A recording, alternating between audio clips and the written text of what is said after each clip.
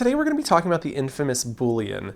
And so start by going to the new variable, hit Boolean from the dropdown. This egg is going to need to have two states, real egg and a fake egg. When it collides with this basket, we want it to change state. Because a Boolean represents a true or false, on or off state, are you fake? This makes it really easy to understand what state is it. And when it becomes true, we'll know that it's a fake egg, but when it's false, we'll know that it's not. So what that's going to allow us to do is if we go to our events tab, we're going to start by grabbing when object is grabbed by player.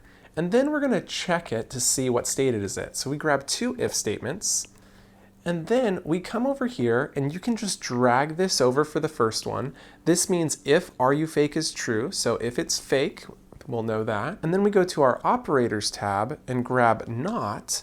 And then we can pick this up, joystick to the right to duplicate, place that back very carefully. If it is not fake, we can run a series of actions in here. But how do we change the state of the Boolean? Well, the first thing you're going to do is decide what event is it going to happen. In this case, it's going to be when the object collides with another object. And now what you'll note over here is the basket is tagged basket. And on our egg, we have under the more tab, collision events from objects tagged, and then we type in the word basket, and now we will get events when this collides with the basket. And now when event collision enters with that basket, we can go to our values tab, grab the set to, and grab our Boolean, and then we'll set it to be Boolean true. So now we've gone and taken it from false state and switched it into the true state. Now this is only one application of when you can use this. Let's look at another common instance of when you'll use a Boolean. For instance, if you're opening a door or you have a lever and you need to know that it's flipping states. Well, this often happens inside of the same event. So for instance, in this case, we'll use grab start.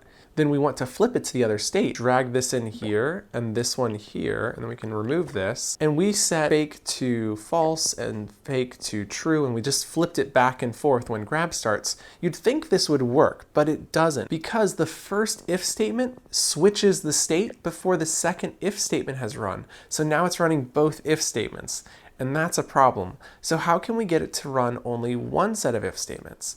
Well, the way you're going to want to do this is using only one set command. And if you drag it down here to the bottom, so you make it outside of the if statements, but after the if statements, so your events will happen in the indent here before this set command goes off. And rather than setting it to Boolean, we set it to the operator tab not, and then we drag in that Boolean. What it's going to do is it's just going to flip its state. So it's going to say, I'm going to be the opposite of whatever this is currently. And now we have a working way to quickly switch between states. So that we can see that this is working, let's grab a debug print. So if we come to our values tab, grab debug print, and then we'll put this here and there, then come to the bottom and grab string input, true and false. That way we know which state is it in. And this will debug print when we grab the object. So if we come in and attach the script egg, and then we come in as a player and we grab this egg, we should have got one debug print.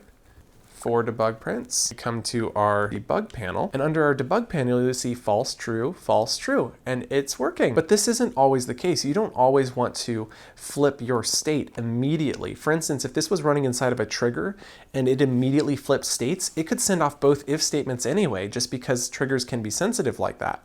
So another really great option is to add a delay. So if we go to our events tab, scroll to the bottom and grab send event with delay, and instead of sending it right here, we send it with 5-second delay, scroll to the top, grab when event my event is received, and bring this down here. Now we're going to flip it after 5 seconds. This is a great option if you have doors or levers or anything that really takes its time to get to the other state. There is one more instance when you'd want to use a delay, and that's when you have your if statement not just running this are you true, are you false statement, but you're running it with another statement. For instance, go to our operators tab and grab an and. We can check two things for being true. So if we check if are you fake is true, we could also grab an equals sign. And then we can check if this player is equal to this player. Obviously, this statement will always come back true, but if you had saved that player ID as a variable earlier, you could be checking to make sure it's the same player. And then you would only want to send this flip state if this happened. And in that case, you'd put the send event with delay in here. But to flip it again under this if statement, you'd have to add another send event. And it might not necessarily be sending a flip state. You might really want it to be specifically true or specifically false. In that case, rather than using this not statement, and grab the Boolean and set it to be false. And that way you have full control over it. I hope this has helped you get started and know a little bit more about Booleans. Don't hesitate to ask if you have any questions, and I look forward to seeing you in the next one. Bye!